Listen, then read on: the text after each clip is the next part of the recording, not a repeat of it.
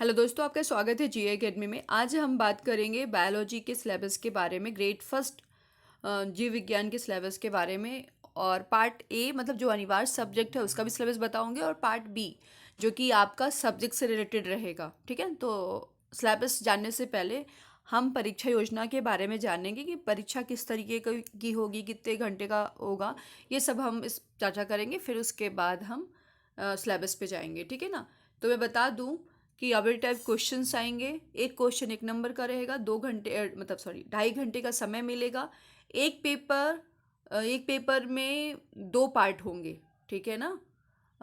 Total मेरा कितने अंकों का होगा? 150 क्वेश्चन होंगे, 150 नंबर का होगा। इसी तरीके से पार्ट ए है ना, पार्ट ए 50 क्वेश्चन और पार्ट बी 100 क्वेश्चन और 100 मार्क्स का। ठीक है ना।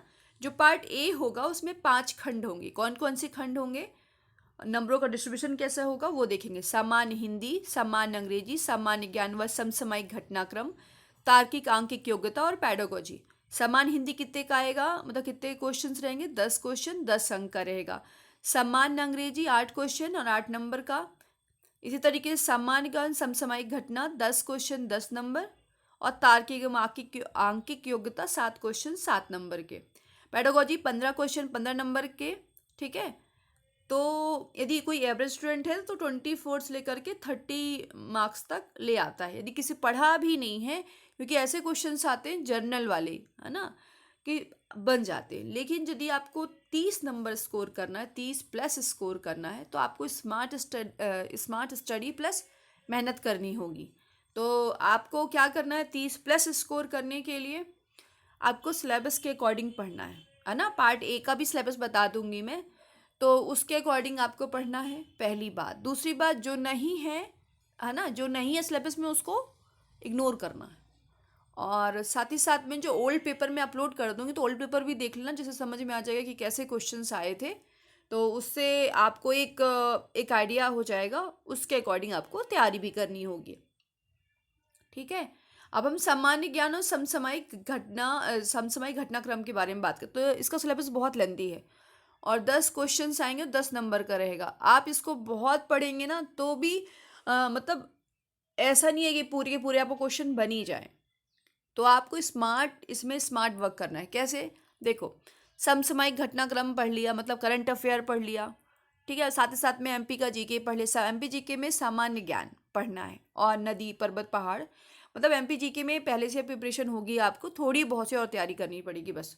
ठीक है ना। मान लो हम और सामान्य ज्ञान में जैसे पॉलिटी में, है ना, जैसे क्या बोलते हैं, राजनीतिक शास्त्र में, पॉलिटी में मान लो जैसे जैसे आ गया शिक्षा का अधिकार, आ गया मूल अधिकार कितने हैं, मूल कर्तव्य कितने हैं।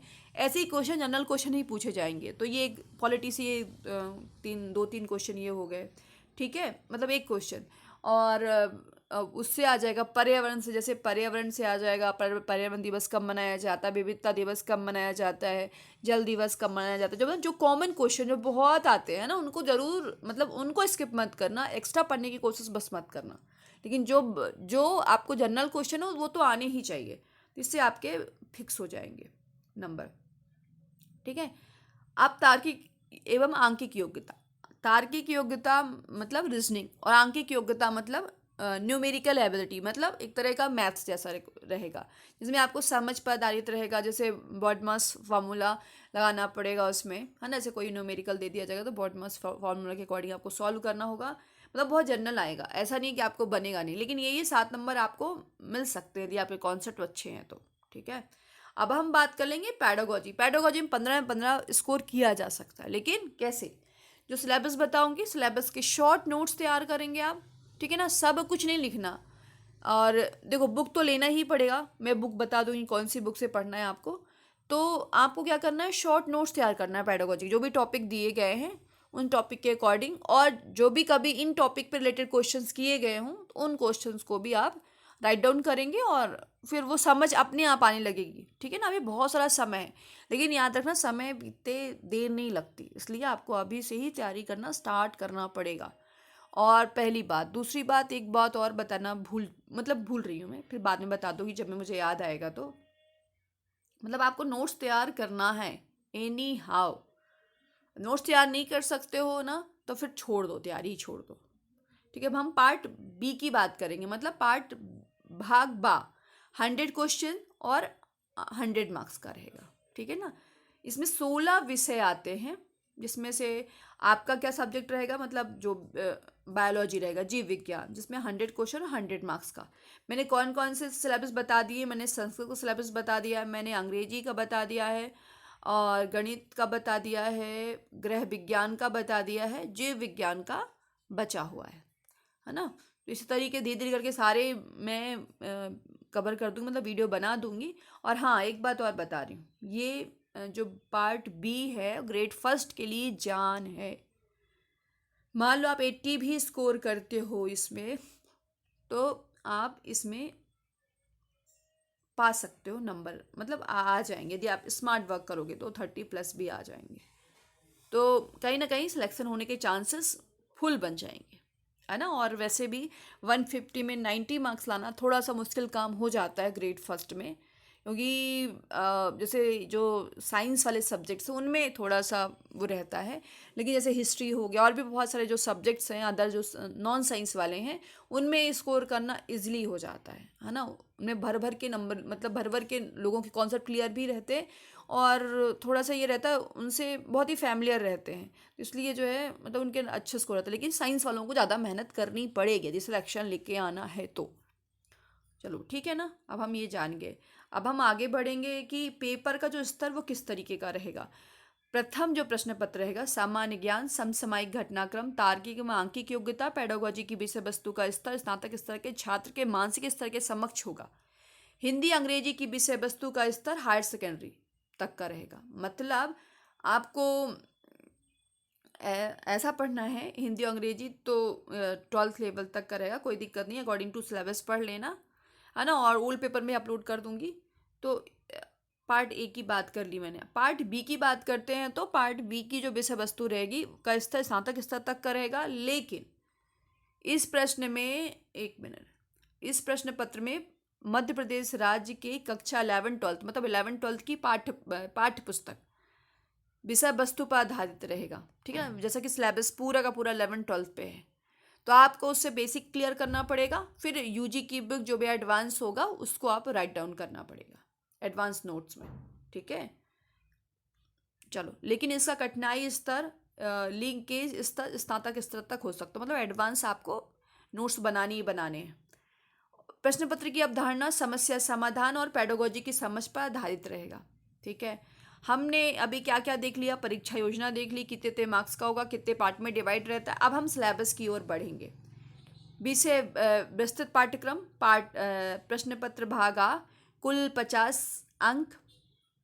ठीक है, पार्ट ए का सामान्य हिंदी, विलोम शब्द, शब्दावली, व्याकरण, समानार्थ शब्द, वाक्यों का अनुवाद, रिक्त स्थान, त्रुटि का पता लगाना, परिच्छेद, वाक्यांश, मुहावरे, बहुवचन। इसमें ना तो अलंकार है ना तो छंद है, तो मतलब जितना है, जितना सिलेबस में दिया उतना ही पढ़ना, ज़्यादा कुछ नहीं पढ़ना। मैं बता दूंगी बुक्स किस बुक से पढ़ना है आपको।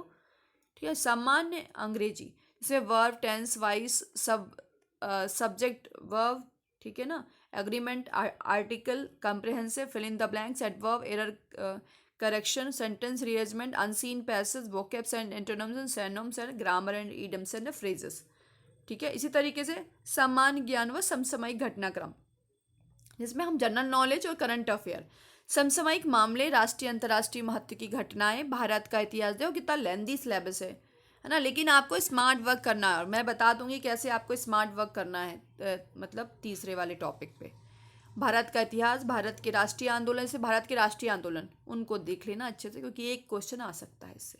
ठीक है ना, भारत और संसार का भूगोल, भारत संसार का भौतिक सामाजिक आर्थिक भूगोल आदि, भारतीय राजनीतिक शासन तंत्र, संविधान, राजनीतिक तंत्र, पंचायती राज, सार्वजनिक मुद्दे, धाराएं व अधिकार आदि, आर्थिक सामाजिक विकास, सतत विकास, गरीबी, समावेशन, जनसांख्यिकी, सामाजिक क्षेत्रों में पहले, पर्यावरण पारिस्थितिकी, जैव विविधता, मौसम में बदलाव और सामान्य विज्ञान पर आधारित सामान्य मुद्दे, भारतीय संस्कृति, राष्ट्रीय व अंतर्राष्ट्रीय, खेलकूद, मध्य प्रदेश का इतिहास, भूगोल व राजनीति, मध्य प्रदेश का आर्थिक व सामाजिक विकास, ये सब आप देखोगे।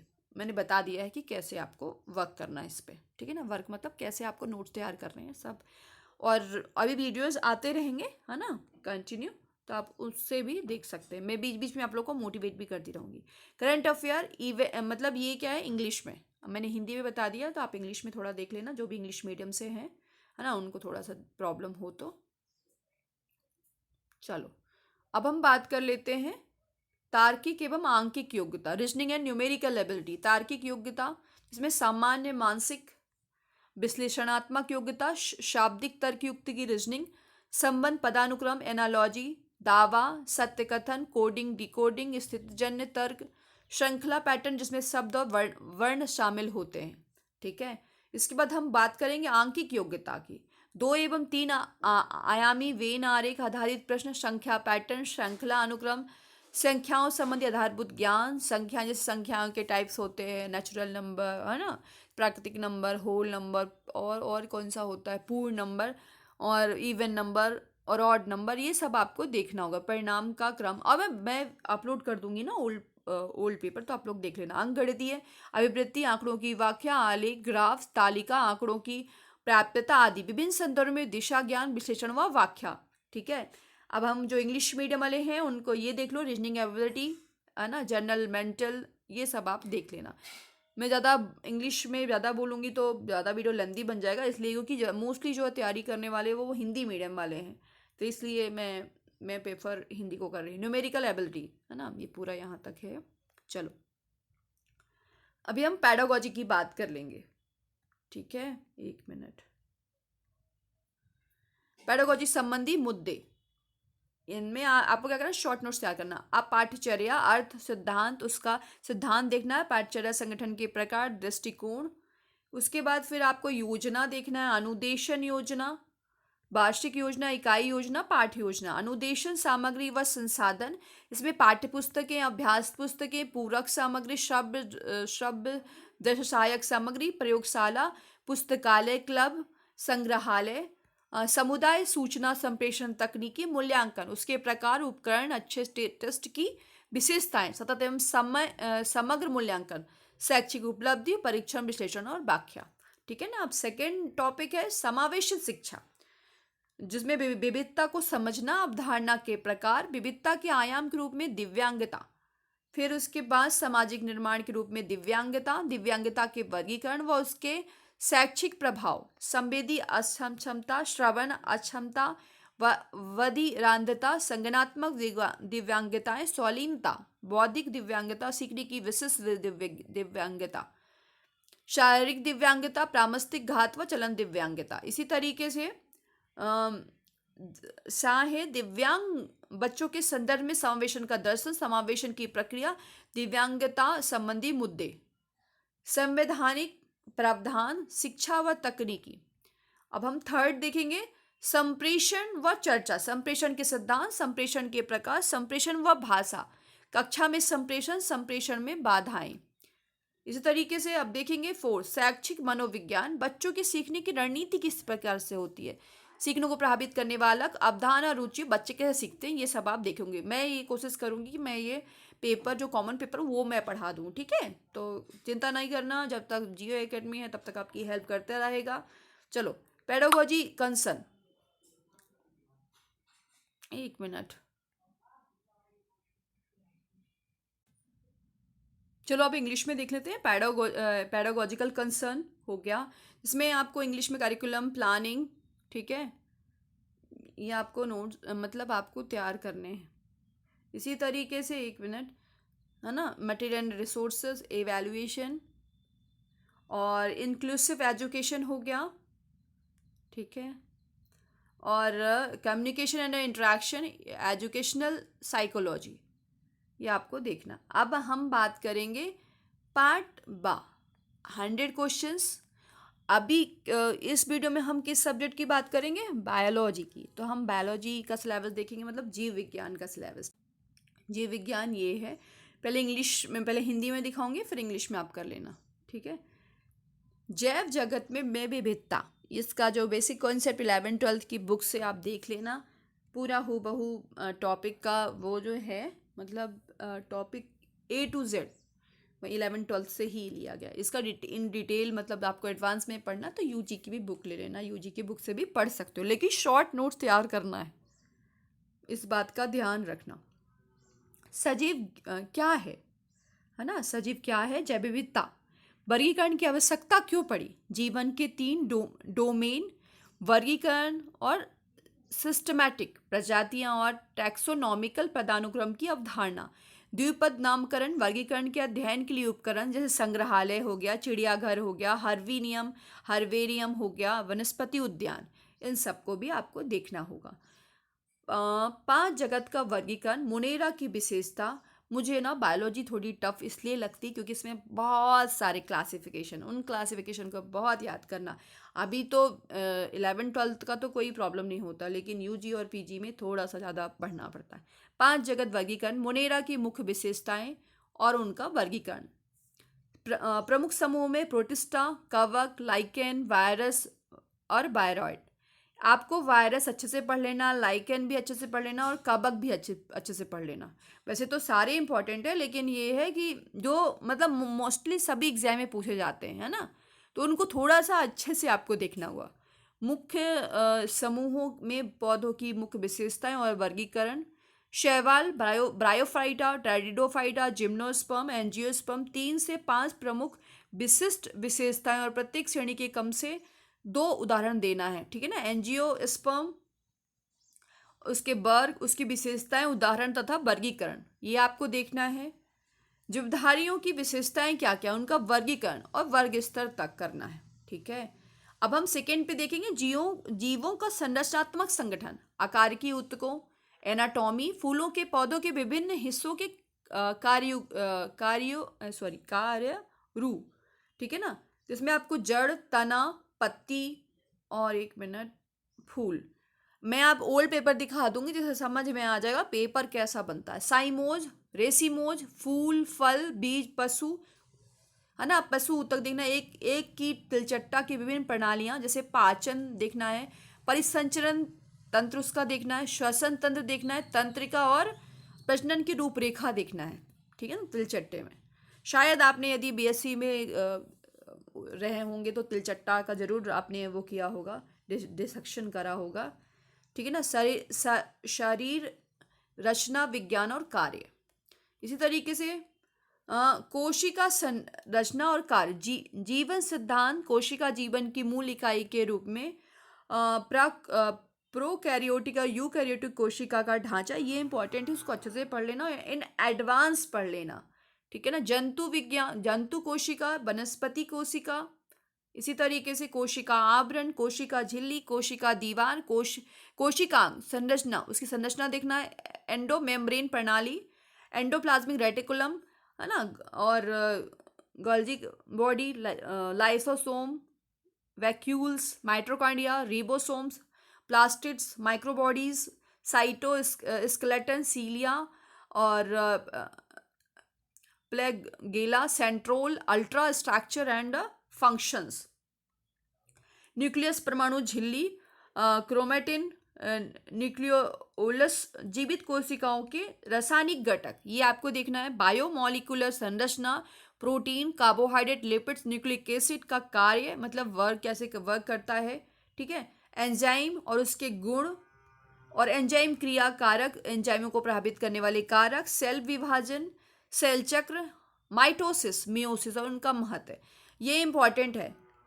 एक कम से कम 1 2 क्वेश्चन तो आ ही जाएंगे। 1 मिनट, माइटोसिस, मियोसिस और उनका इंपॉर्टेंस क्या है, ये आपको देखना होगा। पादप कार्य की, पौधों में परिवहन किस तरीके से होता है, पानी से, गैसों से, पोषक तत्वों का संवहन कैसे होता है, कोशिका परिवहन के लिए, कोशिका डिफ्यूजन क्या है, प्रसारित प्रसार और सक्रिय परिवहन, उसका संयंत्र कैसा है, जल संबंध, अंतः चूषण, जल क्षमता, परासरण और प्लाज्मोलाइसिस, ठीक है। आपको ये सब देखना होगा। पानी की लंबी दूरी का परिवहन किस तरीके से होता है, अवशोषण क्या है, एपोप्लास्ट क्या है, सिम्पोप्लास्ट, प्रत्यारोपण, खींच, इसी तरीके से रूट दबाव और बिंदु स्राव प्रत्यारोपण, स्टोमेटा का खुलना और बंद होना, अपशिष्ट और खनिज पोषक तत्वों का स्थानांतरण किस तरीके से होता है, भोजन, फ्लोएम और फ्लोएम परिवहन, मास प्रभाव,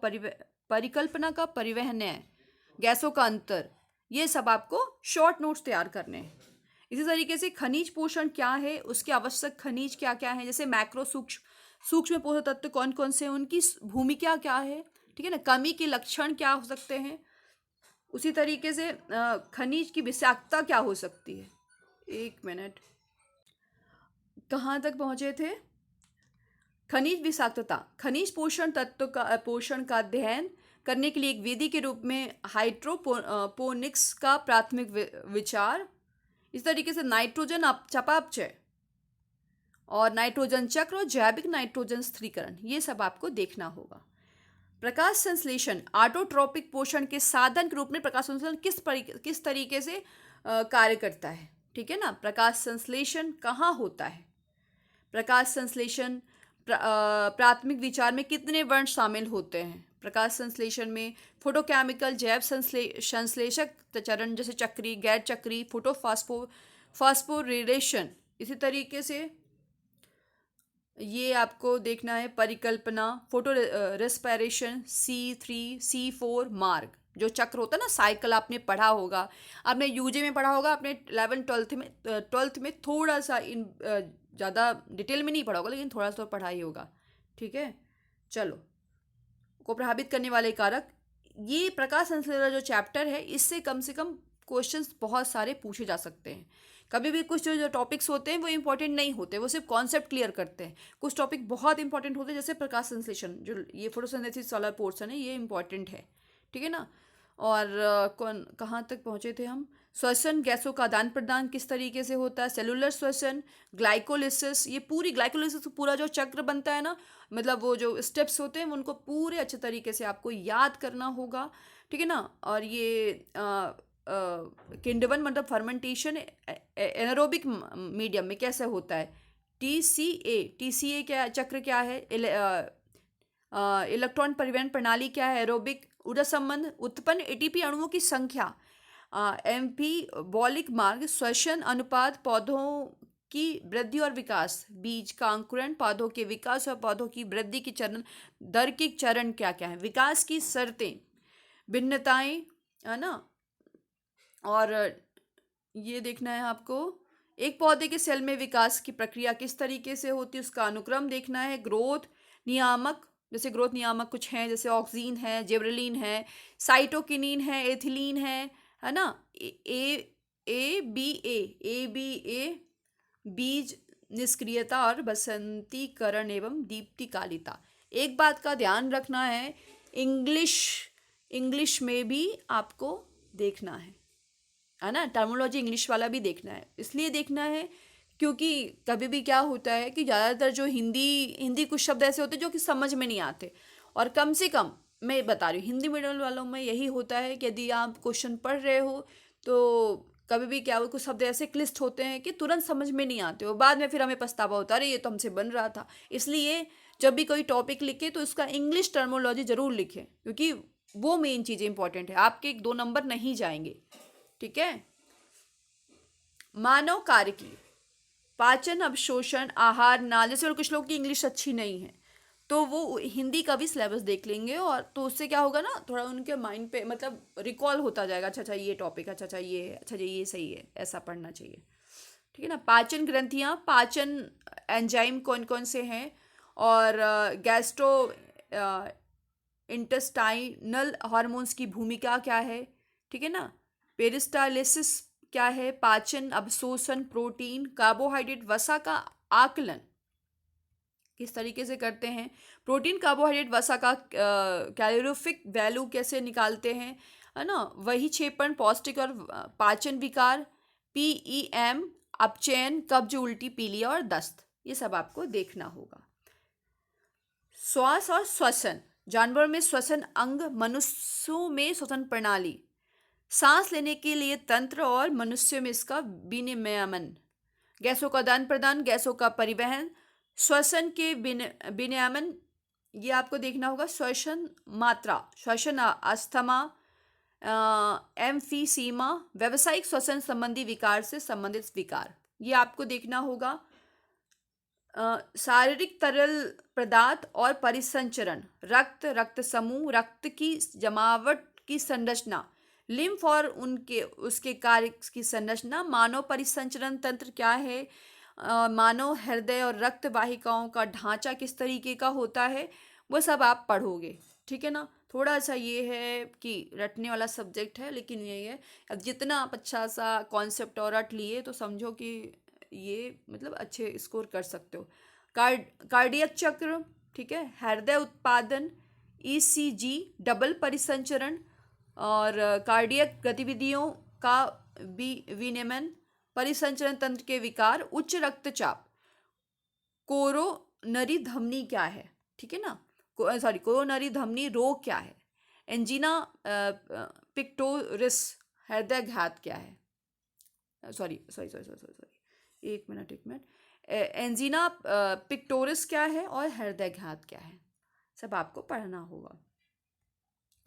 उत्सर्जित उत्पाद, उनके उन्मूलन, उत्सर्जन के मोड, एमिनोओटिलिज्म, यूरोटोलिज्म, यूरिकोटिलिज्म, मानव उत्सर्जन प्रणाली की संरचना, फंक्शन, मूत्र गठन, ओस्मो रेगुलेशन, गुर्दे की क्रिया का विनियमन, renin, angiotensin, atrial natriuretic factor, ADH, मधुमेह और इंसिपिडिस, विसर्जन में अन्य अंगों की भूमिका, उसका विकार, यूरेमिका, रिनल फेल्योर, रेनल और कैलकुली, नेफ्राइटिस, डायलिसिस, कृत्रिम किडनी, ये सब आपको देखना होगा।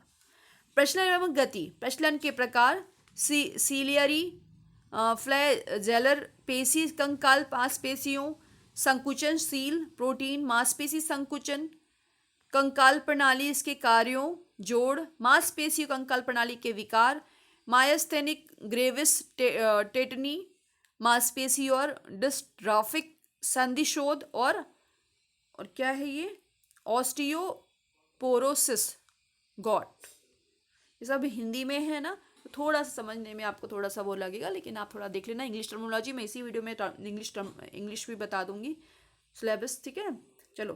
अब हम तंत्रिका तंत्र और नियंत्रण समन्वय, जैसे न्यूरॉन्स क्या है और नसों का है ना कैसे होता है, समन्वय कैसे होता है न्यूरो के द्वारा, न्यूरॉन्स के द्वारा। मनुष्य में तंत्रिका तंत्र के बारे में आपको जानना होगा। केंद्रीय तंत्रिका तंत्र क्या है, परिधि तंत्रिका तंत्र, आंत तंत्रिका तंत्र, तंत्रिका आवेग की पीढ़ियां, चालन, जवाबी और कार्रवाई, संवेदी धारणाएं, इंद्रियां, आंख और कान की प्राथमिक संरचना और कार्य। रासायनिक समन्वय और विनियमन, एंड्रोक्राइन ग्रंथियां, हार्मोन्स, मानव अंतःस्रावित तंत्र, hypothalamus, pituitary, pineal thyroid, parathyroid, adrenal, pancreas, gonads, है ना, हार्मोन्स दिखना है। प्राथमिक विचार तंत्र, संदेश वाहक, नियामकों और हाइपो और अति संक्रियता और संबंधित विकारों के रूप में हार्मोन्स की भूमिका। सामान्य विकार जैसे वौनेवाद, है ना, एक्रोमेगाली, क्रेटिजनिज्म, गोइटर, एक्सोपैथलमिक, है ना, गोइटर, मधुमेह और एडिशन रोग, ये सब आपको देखना होगा। इसके बाद हम देखते हैं प्रजनन। जीवों में प्रजनन, प्रजातियों की निरंतरता के लिए सभी जीवों की एक विशेषता होती है ना। प्रजनन के मोड क्या क्या होते हैं, के मोड जैसे अलैंगिक, लैंगिक प्रजनन, बाइनरी विखंडन, है ना, स्पाइरुलेशन, उभरते हुए रत्न विखंडन, पौधों में कायिक प्रवर्धन, ठीक है ना। आवृत्ति पौधों में लैंगिक प्रजनन, आवृत्ति बीजी जो पौधे होते हैं उनमें लैंगिक प्रजनन किस प्रकार से होता है। फूल की संरचना, नर और मादा, गैमेटोफाइट्स का विकास, ठीक है, परागकण का माध्यम, उदाहरण आउटब्रीडिंग डिवाइस, परागकण पिस्टल, इंटरछेदन, दोहरा निषेचन, पोस्ट निषेचन, परिवर्तन, एंडोस्पर्म, भ्रूण का विकास, बीज का विकास, फल का महत्व विशेष मोड में, एपोमिक्सिस, अनिकेशक फलन, बहुभ्रूणता, बीज और फल का गठन का महत्व।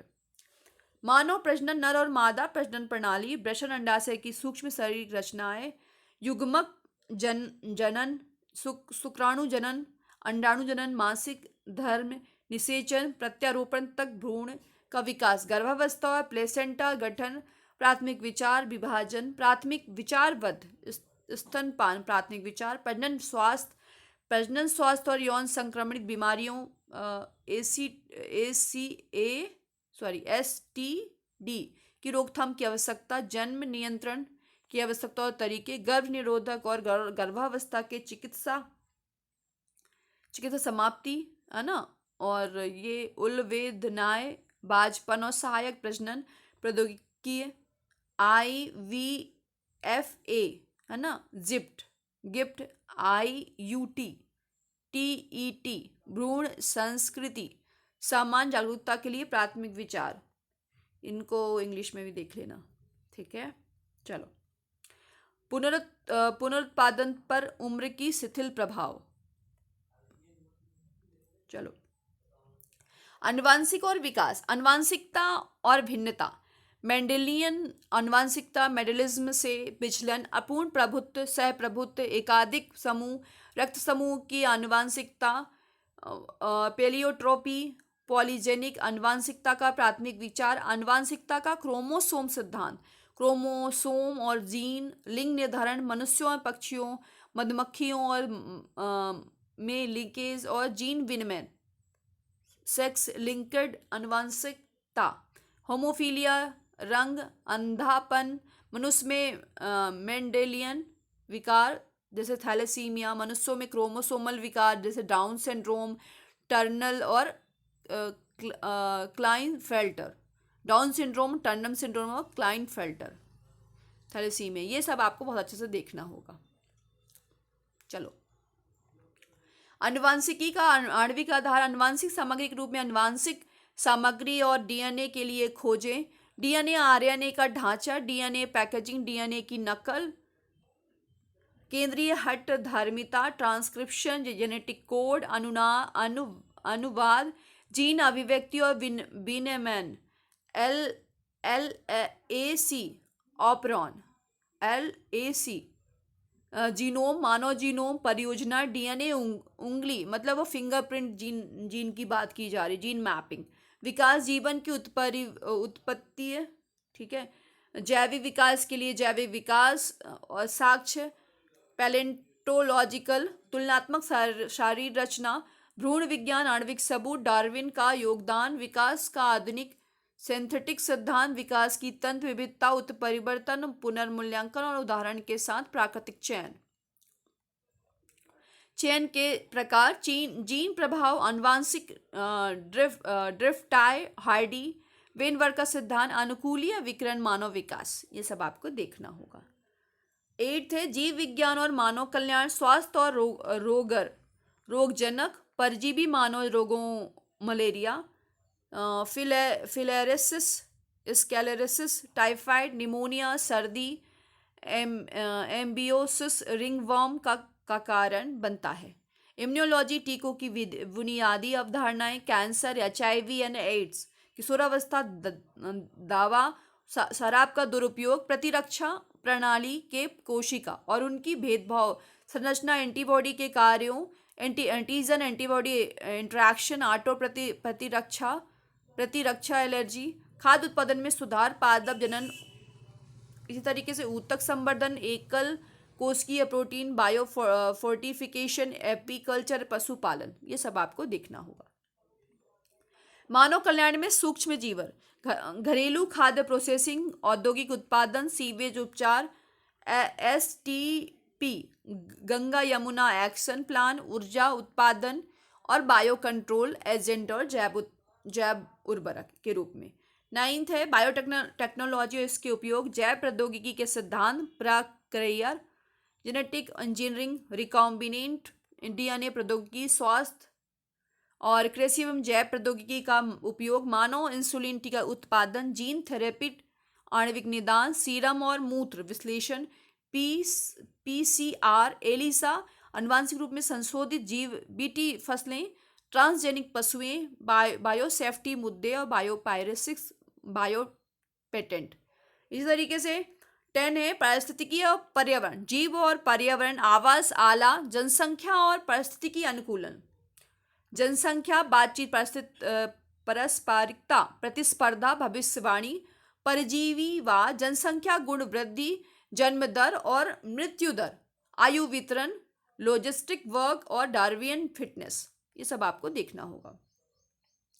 पारिस्थितिकीय तंत्र, पैटर्न, घटक, उत्पादकता, अपघटन, ऊर्जा प्रभाव, संख्या, बायोमास ऊर्जा के पिरामिड, पोषक तत्व चक्र, कार्बन और फास्फोरस, पारिस्थितिकी उत्तराधिकारी, पारिस्थितिकीय सेवाएं, कार्बन निर्धारण, परागकण और ऑक्सीजन रिहाई, ये सब आपको देखना होगा। जैव विविधता के और इसके संरक्षण, जैव विविधता की अवधारणा, जैव विविधता के पैटर्न, जैव विविधता का महत्व, जैव विविधता के नुकसान, जैव विविधता के संरक्षण, हॉटस्पॉट, लुप्त प्राय जीव, विलुप्त होने वाले लाल डेटा बुक, जीवमंडल भंडार, राष्ट्रीय उद्यानों और अभ्यारण्य। पर्यावरण संबंधी मुद्दे, वायु प्रदूषण और उसका नियंत्रण, जल प्रदूषण, ठीक है, इसका नियंत्रण, कृषि रसायन उनके प्रभाव, ठोस अपशिष्ट प्रबंधन, रेडियोधर्मी अपशिष्ट प्रबंधन, ग्रीन हाउस प्रभाव, ग्लोबल वार्मिंग, ओजोन का क्रमिक ह्रास, वनों की कटाई और पर्यावरण मुद्दे, ये सब आपको देखना होगा। ठीक है ना।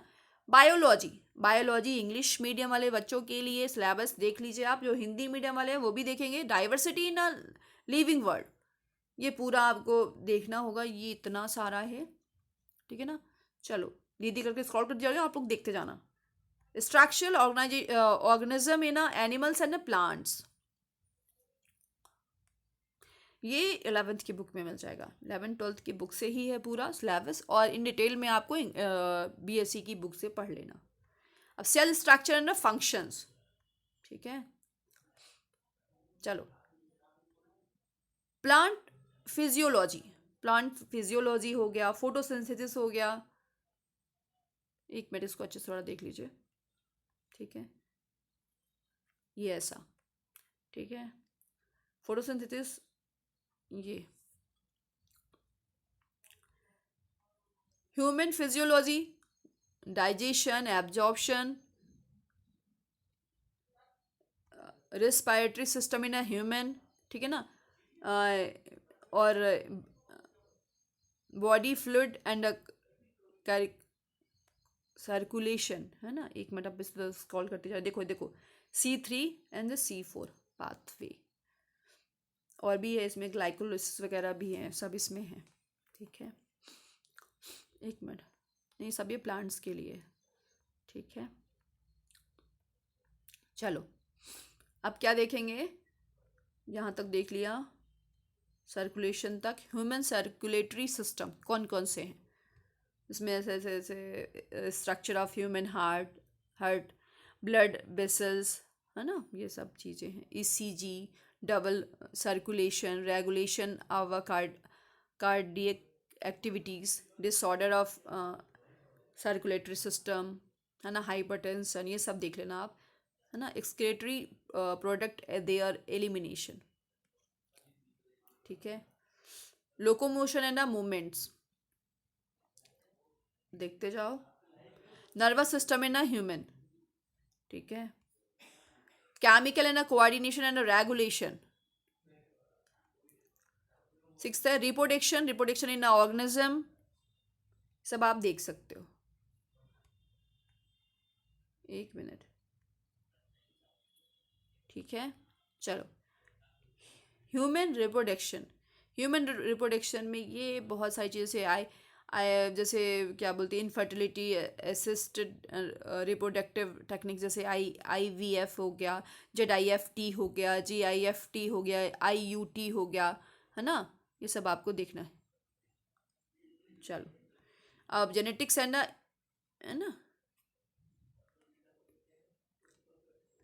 और हेरिडिटी एंड वेरिएशन, इसी तरीके से मोलिकुलर बेसिस ऑफ इनहेरिटेंस। इसके बाद ये, एक मिनट, ये काम क्यों नहीं कर रहा है, ये काम करना ही बंद कर दिया मुझे लग रहा है, ये हो गया। ठीक है, इसी तरीके से biology and human welfare, health, disease, है ना, basic concept of the immunology, improvement in food production, biofortification, microbes in a human welfare, biotechnology and its application, ecology and environment, organism and environment, ecosystem, biodiversity and its conservation है ना, biodiversity it's a converge हो गया, conservation हो गया, environmental issues, इतना आपको देखना होगा। मैं धीरे धीरे करके स्क्रॉल करती जा रही हूँ। जैसे इसमें क्या क्या है, जैसे सॉइल वेस्ट मैनेजमेंट है, किसमें, इन्वायरमेंटल इशूज़ में। रेडियो एक्टिव वेस्टेज है, मैनेजमेंट कैसे करते हैं। ग्रीन हाउस इफेक्ट क्या है, ग्लोबल वार्मिंग, ये आप बहुत पहले से पढ़ते आ रहे हो, है ना। ओजोन डिप्लेशन, डिफॉरेस्टेशन मतलब जो वनों की कटाई हो रही है, इन्वायरमेंटल इशूज़, ये सब आपको देखना होगा।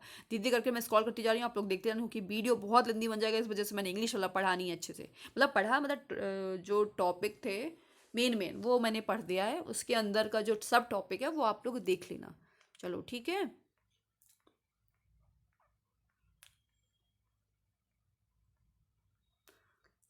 थैंक यू सभी को। और मैं बीच बीच में मोटिवेट करती रहूँगी, पेपर बहुत टफ आता है इसका, बायोलॉजी का, ठीक है ना। बहुत कम लोग पास होते हैं इसमें। चलो, थैंक यू।